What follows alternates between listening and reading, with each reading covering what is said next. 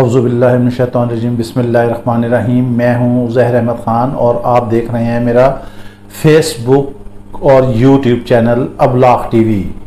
आज इस्लामाबाद में बहुत ज़बरदस्त सियासी सरगर्मियाँ रहीं। कौमी असम्बली से वज़ीर आज़म ने ताबड़तोड़ हमले किए। जो कमी रह गई थी उसे बिलावल भुट्टो ज़रदारी ने पूरा किया और बाकी जो जल्दी पर तेल का काम करना था वो मौलाना फजलुर रहमान ने किया। जबकि पीटीआई की जानिब से आज साबिक़ वज़ीर आज़म चेयरमैन तहरीक इंसाफ इमरान खान ने कौम से खिताब किया। इससे पहले उनके पार्लिमानी पार्टी के इजलास हुआ। परवेज़ इलाही, चौधरी मुनस इलाही से मुलाकात भी हुई और उसमें बहुत सारी चीज़ें तय की गई। स्पीकर के बारे में फैसला किया गया। 26 रुकनी काबीना जो थी पंजाब की बनने जा रही है वो भी ज़ेरे गौर आई है। बाकी जो हुकूमती बेंच थे उनकी तरफ से आज बड़े ताबड़तोड़ हमले हुए हैं। वज़ीर दाखिला ने तो बड़ी ही क्लास की बात की इन्वर्टेड कामाज में। बहरहाल अब इस पर हम सैर हासिल गुफ्तगू करते हैं और आपके सामने एक एक चीज़ रखते हैं कि अब हालात किस नहज पर पहुंच चुके हैं। आपको याद होगा, बल्कि अच्छी तरह याद होगा, हमने अपने कालमों में भी और अपने इस वीलॉग में भी कई माह पहले जब इमरान खान को रजीम चेंज की सूरत में हुकूमत से बाहर निकाला गया था तो उस वक्त हमने कहा था कि ये इमरान खान के हक़ में अच्छा हो रहा है, वो इसे क़तई तौर पर इस हवाले से ना घबराएं और जो कुछ होने जा रहा है वो देखते रहें, तमाशा देखते रहें और अभी फ़िलहाल फिर फॉर इलेक्शन का सच मुतालबा ना करें क्योंकि हालात इनकी मुवाफ़क़त में नहीं हैं। आज इमरान खान ने कौम से खिताब करते हुए बिल्कुल हमारी उन्हीं बातों की पैरवी की और उन्होंने कहीं भी सच इस जल्द इलेक्शन का कोई तस्करा नहीं किया। इसका मतलब यह है कि अब इमरान खान भी कहीं ना कहीं इस बात पे राज़ी हो गए हैं कि जैसा कि हमने कहा था कि वो पार्टी की बुनियादों पर काम करें, उसे वार्ड की सतह पर मजबूत करें और फिर आगे लेकर और जो वक्त पर इलेक्शन होने हैं वो होने दें और फिर देखें कि मुस्लिम लीग नून से या ये जो भानमती कुनबा है इससे कैसे मुकाबला किया जाता है। इधर मिसाक़े मईशत पे भी इमरान खान जो है राज़ी हो गए हैं बातचीत करने के लिए, दस्तखत करने के लिए। ये सारी चीज़ें वन बाय वन करके हम आपके सामने रखते हैं। वो गो के ठीक है कि रजीम चेंज में मुस्लिम लीग नून की हुकूमत आई, उसके सर पर ताज रखा गया, जरदारी साइड पर रहे, वो गेम चलाते रहे, वो जोड़ तोड़ करते रहे। मगर एक बात बिल्कुल क्लियर है कि यहाँ पर नवाज शरीफ की जो सियासत थी ना वो सबके ऊपर हावी रही।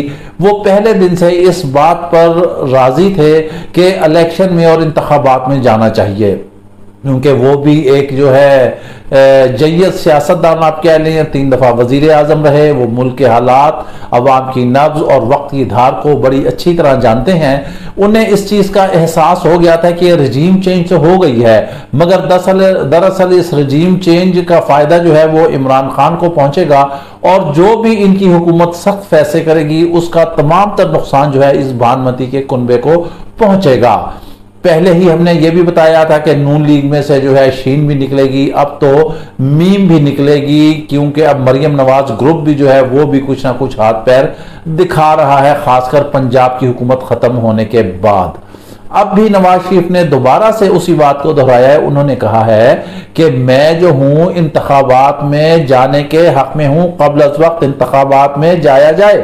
अब नवाज शरीफ एक हैं और इनकी तरफ जो दूसरे हैं, जो दूसरी पार्टियों का जो मिक्स अचार बना हुआ है, मिक्स मनेज़म, वो जो है वो अभी राजी नहीं है। वो कहते हैं कि इलेक्शन जो है अपने वक्त पर होंगे और वज़ीर आज़म ने भी कहा कि हम लड़ेंगे, मरेंगे, कुछ भी हो जाए लेकिन हम मुकाबला करेंगे। यानी कि वज़ीर आज़म जो हैं वो किसी सूरत भी असम्बलियों को तहलील करने के लिए रजामंद नहीं है और उनके हवारी भी यही कह रहे हैं। हम उन्हें बार बार एक चीज़ बताते हैं नून लीग को कि इस सारे सुनैरियो में ये जितना भी हुआ है इमरान खान के उतरने से लेकर आज तक पंजाब असम्बली में वजीर आला के पहले इंतखाब से लेकर दूसरे के होने तक, वजीर आला चौधरी परवेज इलाही के बनने तक और जरदारी की चौधरी शुजात से मुलाकातें, उनके घुटनों को हाथ लगाना और फिर दुबई चले जाना और फिर वापस आ जाना, इस सारे खेल में जो है ना, ये सबसे ज्यादा जो फायदा है वो पहुंचा है, वो किसको पहुंचा है? जरदारी को पहुंचा है। जरदारी ने हद दर्जा तरीके से ऐसे मीठी छुरी बनकर उन्होंने मुस्लिम लीग नून को भी तकसीम कर दिया है कि नवाज शरीफ कुछ कहते हैं, जरदारी कुछ कहते हैं, मरियम नवाज कुछ कहती हैं, लेकिन वो फिर भी इनकी आंख के तारे हैं। यही वजह है कि अभी तक नून लीग को सही तरह बात समझ ही नहीं आ रही है। इसके साथ साथ उन्होंने काफ लीग में भी फूट डलवा दी, दो भाइयों को अलहदा कर दिया। परवेज इलाही भी कहते हैं कि हमारे चौधरी शुजात से बड़े अच्छे ताल्लुकात है, ना मालूम क्यों उन्होंने ऐसा कर दिया है। बहरहाल इस दूरी की वजह जो है बुनियादी तौर पे आसिफ अली जरदारी हैं। एक उन्होंने ये किया, फिर उन्होंने सिंध की गवर्नमेंट को भी बचाना है, उन्होंने वहां भी अपने मामलात चलाने हैं। इस वजह से वो कतई तौर पर रजामंद ही नहीं है कि हुकूमत को खत्म किया जाए। और जितनी देर, हम आपको फिर बता देते हैं, ये जितनी देर हुकूमत रहेगी इतना ही फायदा इसका जो है वो इमरान खान को पहुंचेगा। और आज इमरान खान हमारी इस बात से मुत्तफिक होते हुए नजर आ रहे हैं और उन्होंने इत्तफाक कर लिया है। अब हम आते हैं कि जो वजीर आजम ने कौमी असम्बली में खिताब किया है, उन्होंने अदलिया को भी आड़े हाथों लिया है और जो अदलिया की इस्लाहात हैं उस हवाले से उन्होंने कौमी असम्बली से मुतफ़िक़ा करारदाद मंजूर कर लिया है। इधर जो है नून लीग जो है, पीटीआई के जो एमएनएज हैं जो इस्तीफे दे चुके हैं, ऐवान से बाहर है, उनके इस्तीफों के मंजूरी पर भी गौर व खौस हो रहा है। करारदाद मंजूर कर दी है, कमेटी बना दी है। ये कहते हैं शहबाज शरीफ के आइन और कानून जो है सबके इख्तियारात जो है उसने तकसीम कर दिए हैं और सारे इदारों को अपने इख्तियारात के तहत उस दायरा कार में चलना होगा। फिर बिलावल भुट्टो ने भी खिताब किया, उन्होंने कहा कि बिल्कुल इसमें जो है अमेंडमेंट होनी चाहिए, इनके पास इख्तियार नहीं होना चाहिए, बेंच जो है पार्लियामेंट को बनाना चाहिए। किसका बेंच? अदलिया का बेंच। जी हाँ, ये अब आप सोच लें कि कैसे क्यों कर इंसाफ होगा। अब ये लोग इंसाफ के पीछे हाथ धो के पड़े हैं, अदलिया के पीछे हाथ धो के पड़े हुए हैं। किस तरह मुमकिन है कि ये बेंच बनाए? एक मुजरिम है, लेट्स से कि एक्स जो है वो मुजरिम है और वो बाइख्तियार है, पार्लियामेंट में बैठा है और अच्छे ओहदे पे बैठा है और उसके इख्तियारात में है, वो देखता है, अपनी मर्जी के जज उठाता है और वो बेंच बना देता है। ये तो कोई बात ना हुई कि मुंसिफ भी खुद हैं और कातिल भी खुद हैं और सजा देने वाले भी खुद हैं और पाने वाले भी खुद हैं। ऐसे तो इंसाफ का निज़ाम नहीं चलता। वजीर कानून ने कहा है कि आइन और कानून के तहत ही जो है अदलिया चलेगी, उनके इख्तियारात को हम नहीं कम कर रहे। सो मोटो एक्शन के हवाले जो अज खुद नोटिस है उसके हवाले से भी हुकूमत जो है इस्लाहात करने जा रही है, लेकिन शायद उन्हें ये नहीं पता। वो माजी में देख लें, काजी फाइज ईसा का केस था, फिर उनकी बेगम का मसला आया। अदलिया जो है वो हमेशा एक पेज पर होती है, इन्हें सबक हासिल करना चाहिए। और अगर ये अदलिया के साथ सींग अड़ाते हैं तो फिर खुदा न खास्ता मुल्क की तबाही को जो है कोई भी नहीं रोक सकता। फिर आखिर कौन जजा और सजा देगा? अगर आज इनके खिलाफ फैसला आ गया है तो इन्होंने खुद ही गलत कदम उठाया। ठीक है, इन्होंने क्यों कहा पार्टी हेड से कि ऐसे वो खत लिखे? अब जब उसने खत लिखा है, जब चीफ जस्टिस साहब एक बात पूछ रहे हैं कि आप बता दें कि पार्लियामानी लीडर ने पार्लियामानी मामलात चलाने हैं, पार्टी हेड ने क्या चलाने, इनके पास कोई जवाब नहीं था, कोई लॉजिक नहीं थी और उसके बाद जाहिर है यही फैसला आना था। तो कानून और आइन तो आपके भी हुदूद और इख्तियार जो है वो मुतय्यन करता है, तो आप भी कानून को फॉलो करें, आप भी आइन को फॉलो करें। आप लोगों ने भी पार्लियामेंट को जो है वो खिलवाड़ बनाए हुए। कौन सी कानून साजी हो रही है? क्या कुछ हो रहा है? कहीं भी तो कुछ नहीं हो रहा। अभी तक ऐवान में कोई अवामी मसला जो है उठा है, कोई उसका हल निकला है? मुल्क इस वक्त इतने गंभीर हालात में फंसा हुआ है कि डॉलर आप ये देख लें 237-38 रुपए तक जा चुका है। क्या इस तरफ किसी की तवज्जो है? सिर्फ ये है कि इसको फिक्स कर दें, उसको गला घोड़ दें, इसकी टांग खींच दें, उसको जेल में भेज दें, इसके खिलाफ बात कर लें, उसके खिलाफ बात कर लें। किसी ना किसी तरीके से हुकूमत जो है बचनी चाहिए। हुकूमत बचाने के लिए ना आप अदलिया को माफ करें, ना आप इस्टेब्लिशमेंट को माफ करें, ना आप न्यूट्रल को माफ करें, ना आप ज़राअत वालों को माफ करें, ना आप फौज वालों को माफ करें। अजीबो गरीब नाम रखे हुए हैं और कहीं दुनिया में ऐसा नहीं होता जहां जैसा यहां हमारा इदारों के साथ हो रहा है, क्योंकि इदारों के साथ अब खिलवाड़ किया जा रहा है। और ये खिलवाड़ कब तक चलेगा? वजीर आजम कहते हैं कि जब से पाकिस्तान बना है ये खिलवाड़ चला आ रहा है, हमने रियासत को बचाया है कुर्बानी देके। अगर हम इकदाम ना उठाते तो खुदा न खास्ता रियासत के लिए बहुत बड़ा मसला हो जाता। हम यहां एक चीज क्लियर कर देते हैं कि जब तक अल्लाह ताला ने हमारी पाक फौज कायम रखी हुई है उस वक्त तक रियासत की तरफ कोई दुश्मन मैली आंख से भी नहीं देख सकता। उसको पता है कि पाक फौज के जवान जो है अपने लहू कुर्बान कर देंगे लेकिन वतन पर आंच नहीं आने देंगे। पूरी कौम पाक फौज के साथ कंधे से कंधा मिलाकर खड़ी हुई है। सियासतदानों की सियासतदानियां देख लें, अब पाकिस्तान किस तरह 2 लाख हुआ था वो भी देख लें। वहां भी यही हुआ था कि जो हकदार है उसको हक नहीं दिया गया था, जो अक्सरियत थी उसे अकलियत में तब्दील किया गया था। यहां आप शुक्र करें, आपको शुक्रगुजार होना चाहिए हमारी आजाद अदलिया का कि उन्होंने एक ऐसा कदम उठाया जिससे मुल्क बहुत बड़े साने से वो बच गया है, उस अनारकी से बच गया है। अब आप असेंबली में तकारीर कर रहे हैं, आप असेंबली में मौजूद हैं, आप लोग कहते हैं कि पीटीआई के इस्तीफे मंजूर कर लें ताकि वन मैन शो रह जाए। ना वहां पर कोई अपोजिशन है ना कुछ है, खुद ही बिल पेश करें, खुद ही ऐवान में आए, खुद तहरीक इस्तेकाक पेश करें, खुद ही आगे लेके जाएं, फिर ऐवान में जाएगा। लेकिन आगे देख ले कि अपर हाउस जो सेनेट है वहां पर आपकी अक्सरियत नहीं है, फिर सदर के पास जाएगा तो आपको कहीं ना कहीं तो रुकावट का सामना करना पड़ेगा। आप इदारों के पीछे ना पड़ जाएं। मरियम नवाज कहती हैं कि हुकूमत को सख्त इकदाम उठाने चाहिए। आप नवाज शरीफ को फॉलो करें, असल वोट नवाज शरीफ का ही है। आप लोग सारे डुगडुगी पर नाचने वाले हैं। नवाज शरीफ बिल्कुल सही कह रहे हैं कि इंतखाबात में जाना चाहिए, हमारा वोट नवाज शरीफ के साथ है। अब हम आपको बताते हैं कि इमरान खान ने जो आज कौम से खिताब किया वो भी कहते हैं कि इंतखाबात साफ और शफाफ जब तक नहीं होंगे उस वक्त तक मसला हल नहीं होगा। लेकिन उन्होंने तकरीर में ये कहीं भी नहीं कहा कि आप कबल अज़ वक्त इंतखाबात कराएं, जल्दी करें।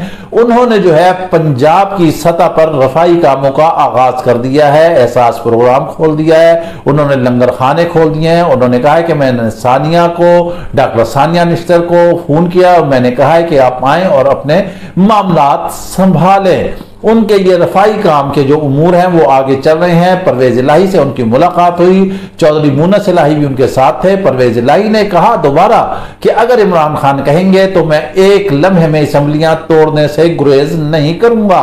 लेकिन शायद अब इमरान खान को यह बात समझ आ चुकी है कि sorry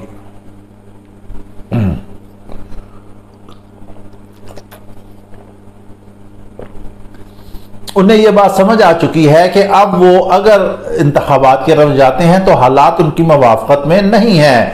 Rawalpindi chamber of commerce के अहदेदारों से मिले हैं, वो एक जो है बाकायदा एक मंजिल लेकर आए थे जिसमें सदर मुमलिकत ने इमरान खान से मुलाकात कराने में अहम किरदार अदा किया। और इमरान खान अब जो है मईशत के हवाले से मीसाक मईशत जो है उस पे करने पर वो राजी हो गए हैं। यानी कि अब इमरान खान ने लचक दिखाई है, लिहाजा अब हुकूमत को भी चाहिए कि वो थोड़ा ठहर के चले, गरम गरम ना खाए, ऐसे फायदा कुछ नहीं होता। देखें ताली एक हाथ से नहीं बजती, जब दोनों हाथ जुड़ते हैं तो ये ताली होती है। इत्तेफाक से चले, अगर ये एक उंगली होगी तो इसे कोई भी मोड़कर तोड़ देगा। जब ये पूरी ऐसे होंगी, ये पंच बनेगा तो ये अगले का दांत तोड़ देगा। इसलिए बाहमी अफाम व तफहीम से जब तक मामलात हल नहीं होंगे उस वक्त तक हालात किसी सूरत भी अच्छे नहीं हो सकते। इमरान खान का खिताब जो था वो बड़ा अहम तरीन था। उनके जो है पार्टी का, पार्लिमानी पार्टी का भी उसमें इजलास हुआ, उसमें भी उन्होंने फैसले किए। जो परवेज इलाही से और मुनस इलाही से मुलाकात आई उसमें भी फैसले हुए। उन्होंने स्पीकर पंजाब असम्बली के लिए सब्तैन साहब का जो है नाम फाइनल किया है। 26 अरकान की काबीना बनने जा रही है, वो भी चौधरी परवेज इलाही ने उनसे डिस्कस की है और यकीनी तौर पर वो काबीना बनेगी तो प्लेटफार्म के तहरीक इंसाफ के प्लेटफार्म से उसका ऐलान किया जाएगा। अब असल दर्द क्या है? असल मसला यह है कि वफाक की हुकूमत जो है, शहबाज शरीफ की हुकूमत जो है वो महदूद हो गई है चंद किलोमीटर पर, इससे वो आगे नहीं है। राना सनाउल्लाह ने यह कहा कि हम जो है गवर्नर, हम जो है पंजाब में गवर्नर राज लगाने के लिए हमने तैयारी शुरू कर दी है। और ये लोग ये कहते हैं कि हम सदर को कहेंगे, अगर सदर इस पर अमल नहीं करेंगे तो 10 दिन के बाद इस पर अमल शुरू हो जाएगा।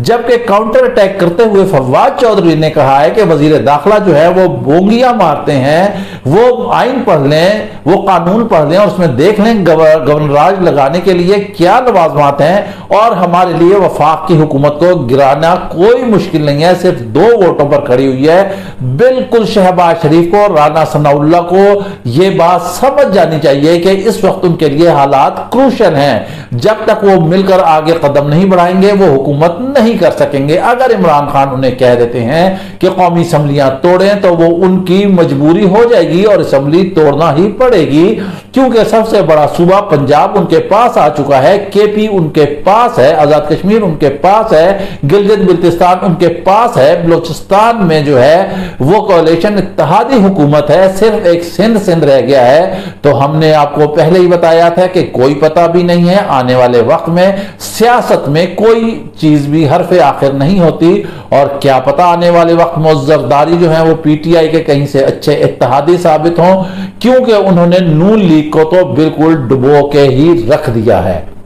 नून लीग की सियासत खत्म हो चुकी है, दोनों भाइयों में इख्तलाफात हो चुके हैं। अंदरूनी जराए बता रहे हैं कि मरियम नवाज ग्रुप जो है वो भी अलहदा हो चुका है। भले ये सामने कहते रहे कि कोई मामलात नहीं, लेकिन अंदर कहीं ना कहीं रिफ्ट पैदा है। मरियम नवाज कहती हैं कि सख्त इक़दाम उठाए जाएं, नवाज शरीफ कहते हैं कि क़ब्ल अज़ वक़्त इंतखाबात में जाया जाए, शहबाज शरीफ कहते हैं कि हम लड़ेंगे, मरेंगे, मर जाएंगे, लड़ेंगे लेकिन शिकस्त नहीं कबूल करेंगे।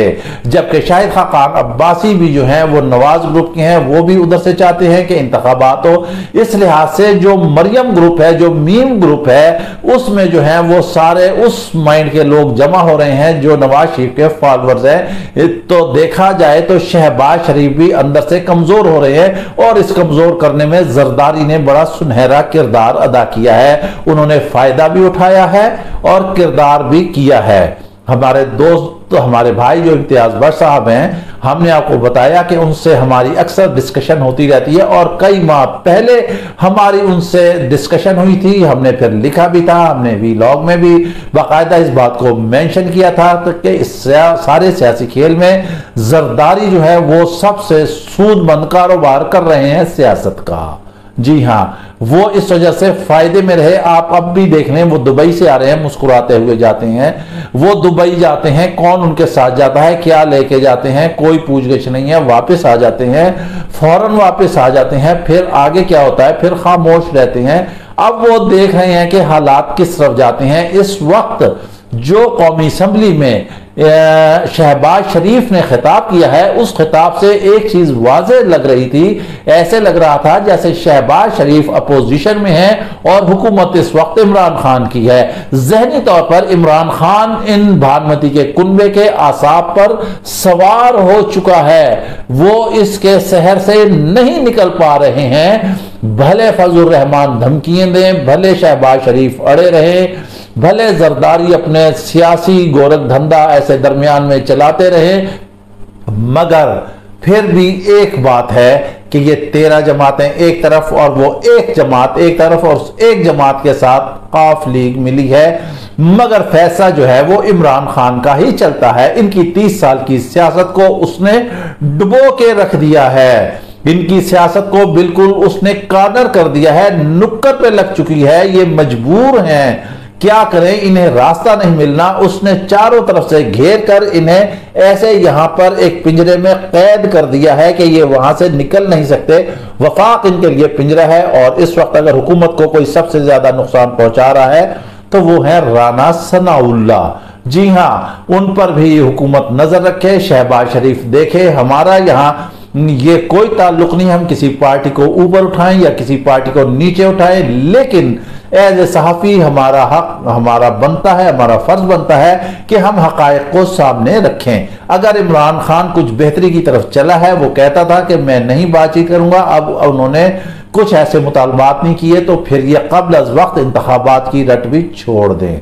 गो के इसमें नुकसान आपको आपका ही होगा, क्योंकि आपने नवाज शरीफ को मानना ही नहीं है, लिहाजा आपका ही नुकसान होगा और इमरान खान इस दौरान अपनी तहरीक इंसाफ को मजबूत कर लेंगे। जी हाँ, इसके साथ ही आप हमें इजाजत दीजिए, और अगर वीलॉग पसंद आया हो तो इसे शेयर करना ना भूलिएगा और लाइक भी कीजिएगा, और कमेंट्स बॉक्स में अपनी राय जरूर दीजिएगा, क्योंकि आपकी राय हमारे लिए बहुत मोहतरम है और वो हमारे लिए रहनुमाई फराहम करती है। इसके साथ ही आप हमें इजाजत दीजिए, अपना ख्याल रखिएगा।